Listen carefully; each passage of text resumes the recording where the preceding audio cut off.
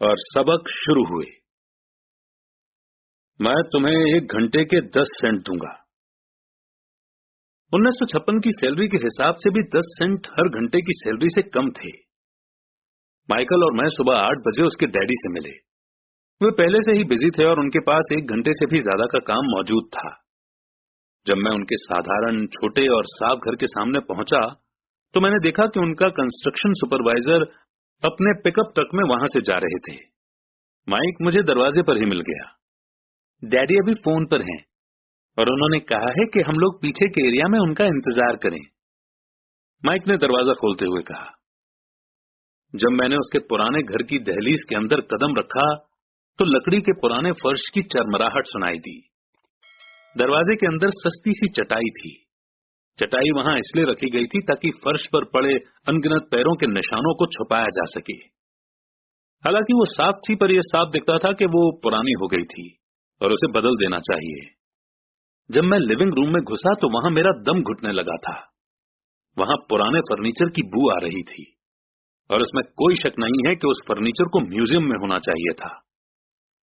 सोफे पर 2 औरतें बैठी थी जिनकी उम्र मेरी मां से थोड़ी ज्यादा होगी। औरतों के सामने एक आदमी मजदूरों के कपड़ों में बैठा हुआ था। उसने खाकी पैंट और खाकी शर्ट पहन रखा था। हालांकि कपड़े साफ और प्रेस किए हुए थे। उस आदमी की उम्र मेरे डैडी से लगभग 10 साल ज्यादा होगी, शायद 45 साल। ये लोग कौन हैं? मैंने पूछा। अरे ये लोग डैडी के लिए काम करते हैं। बूढ़ा आदमी उनके वेयर हाउसों को संभालता है और औरतें रेस्टोरेंट की मैनेजर हैं। और तुमने उस कंस्ट्रक्शन सुपरवाइजर को तो देखा ही होगा जो यहां से 50 मील दूर एक सड़क के प्रोजेक्ट पर काम कर रहा है। उनका दूसरा सुपरवाइजर जो बहुत से घर बना रहा है वो तुम्हारे आने के पहले ही जा चुका है। क्या ऐसा हमेशा ही होता है? मैंने पूछा। हमेशा तो नहीं, पर अक्सर ऐसा ही होता है, माइक ने कहा और मेरे पास अपनी कुर्सी खींचते हुए वो मुस्कुराया। मैंने उनसे पूछा था कि क्या वे हमें पैसा बनाना सिखाएंगे? माइक ने मुझे बताया। अच्छा, और उन्होंने इसका क्या जवाब दिया? मैंने एक्साइटेड होकर पूछा। पहले तो उनके चेहरे पर हंसी आई, फिर कुछ सोचकर उन्होंने कहा कि वे हमारे सामने एक ऑफर रखेंगे। अच्छा, मैंने कहा और अपनी कुर्सी की पीठ दीवार से टिका ली। मैं वहां कुर्सी के पिछले 2 पैरों के सहारे टिका बैठा रहा। माइक ने भी ऐसा ही किया। क्या तुम्हें पता है वो कौन सा ऑफर देने वाले हैं? मैंने पूछा। नहीं, पर हमें जल्दी इसका पता चल जाएगा। अचानक माइक के डैडी उस पुराने दरवाजे से घुसकर उस कमरे में दाखिल हुए जहां हम बैठे हुए थे। माइक और मैं अपने पैरों पर कूद गए। आदर के कारण नहीं, बल्कि इसलिए कि हम चौंक गए थे। तो बच्चों, तैयार? माइक के डैडी ने एक कुर्सी हमारे पास खिसकाते हुए पूछा। हमने अपने सिर हिलाए और अपनी कुर्सियों को दीवार के पास से खींचकर उनके सामने रख लिया। वे एक लंबे चौड़े शरीर के मालिक थे, लगभग 6 फीट ऊंचे और वजन करीब 90 किलो होगा। मेरे डैडी इससे ऊंचे थे, लगभग इसी वजन के, और माइक के डैडी से 5 साल बड़े।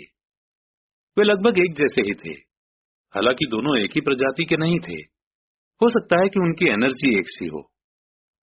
माइक का कहना है कि तुम पैसा कमाना सीखना चाहते हो। क्या यह सही है रॉबर्ट? मैंने तुरंत सहमति में अपना सिर हिलाया। हालांकि मुझे थोड़ा सा डर भी लग रहा था। उनके शब्दों और मुस्कुराहट के पीछे बहुत ताकत थी। अच्छा, ये रहा मेरा ऑफर। मैं तुम्हें सिखाऊंगा, लेकिन मैं ऐसा क्लासरूम के स्टाइल में नहीं करूंगा। अगर तुम मेरे लिए काम करोगे तो उसके बदले में तो मैं तुम्हें सिखाऊंगा, और तुम मेरे लिए काम नहीं करोगे तो मैं तुम्हें नहीं सिखाऊंगा। अगर तुम काम करते हो तो मैं तुम्हें ज्यादा तेजी से सिखा सकता हूं, और अगर तुम सिर्फ बैठकर मेरी बातें सुनते हो जैसा कि तुम लोग स्कूल में करते हो तो इससे मेरा समय बर्बाद होगा।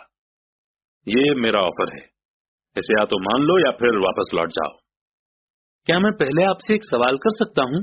मैंने पूछा। नहीं, इसे या तो मान लो या फिर वापस लौट जाओ। मेरे पास बर्बाद करने के लिए फालतू समय नहीं है। अभी ढेर सारा काम पड़ा हुआ है। अगर तुम में तुरंत फैसला करने की क्षमता नहीं है तो तुम कभी पैसे कमाना नहीं सीख पाओगे। मौके आते हैं और चले जाते हैं, इसीलिए तुरंत फैसला लेने की एबिलिटी एक इंपॉर्टेंट स्किल है। तुमने जैसा चाहा था वैसा एक मौका तुम्हारे सामने मौजूद है। अगले 10 सेकंड में या तो पढ़ाई शुरू हो जाएगी या फिर ये हमेशा के लिए खत्म हो जाएगी। माइक के डैडी ने चिढ़ाने वाली मुस्कुराहट के साथ कहा। मंजूर, मैंने कहा। मंजूर, माइक ने कहा। बहुत बढ़िया। 10 मिनट में मिसेस मार्टिन आ जाएंगी। उनसे बातें करने के बाद मैं तुम्हें उनके साथ भेज दूंगा और तुम लोगों का काम शुरू हो जाएगा। मैं तुम्हें हर घंटे के 10 सेंट दूंगा और तुम हर शनिवार 3 घंटे काम करोगे। पर आज तो मेरा सॉफ्टबॉल का मैच है, मैंने कहा। माइक के डैडी ने अपनी आवाज को धीमा पर कड़क करके कहा, या तो मान लो या फिर वापस लौट जाओ। मान लिया, मैंने जवाब दिया। सॉफ्टबॉल खेलने के बजाय काम करने और सीखने का ऑप्शन चुनने में ही समझदारी थी। शनिवार की खुशनुमा सुबह 9 बजे माइक और मैं मिसेस मार्टिन के साथ काम कर रहे थे।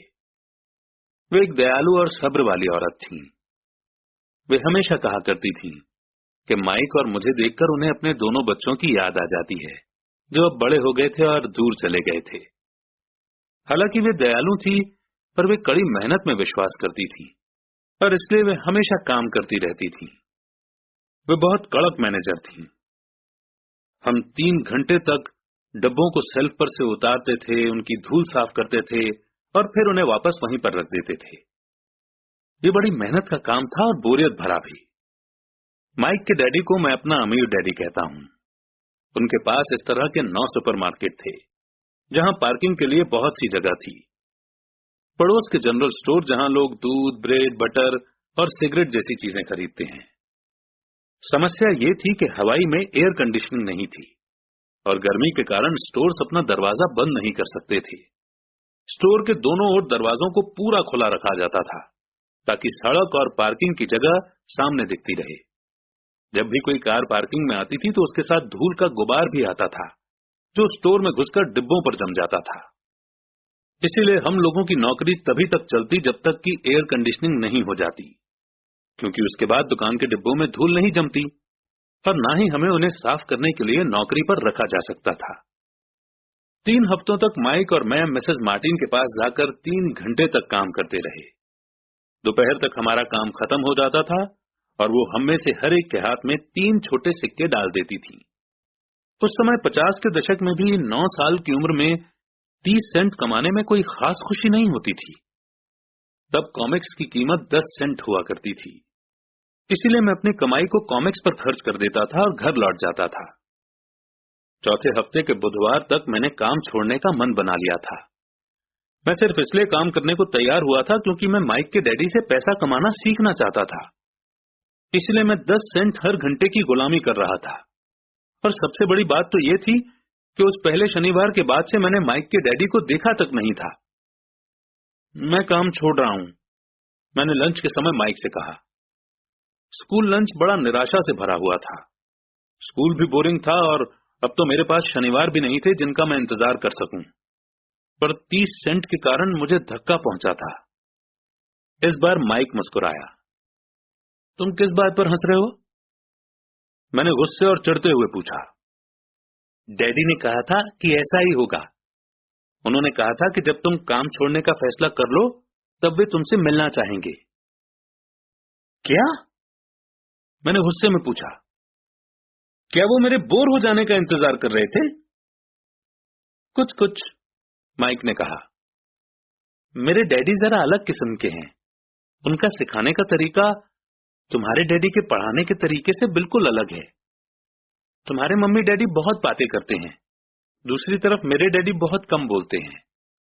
तुम सिर्फ इस शनिवार तक इंतजार कर लो, मैं उन्हें बता दूंगा कि तुमने काम छोड़ने का फैसला कर लिया है। इसका मतलब यह है कि मेरे साथ नाटक खेला गया है? नहीं, ऐसा नहीं हुआ है, पर शायद हो सकता है। डैडी शनिवार को इसके बारे में समझाएंगे। शनिवार को लाइन में लगकर इंतजार करते हुए मैं उनका सामना करने के लिए तैयार था। यहां तक कि मेरे असली डैडी भी उनसे नाराज थे। मेरे असली डैडी, जिन्हें मैं गरीब डैडी कहता हूं, ये मानते थे कि अमीर डैडी चाइल्ड लेबर कानून को तोड़ रहे थे और इस पूरे मामले की जांच होनी चाहिए। मेरे पढ़े लिखे गरीब डैडी ने मुझसे ये कहा कि मैं सही सैलरी मांगूं, हर घंटे के कम से कम 25 सेंट। मेरे गरीब डैडी ने मुझसे कहा कि अगर मेरी सैलरी नहीं बढ़ती तो मुझे तुरंत जॉब छोड़ देनी चाहिए, और वैसे भी तुम्हें उस घटिया काम की कोई जरूरत नहीं है। मेरे गरीब डैडी ने झल्ला कर कहा।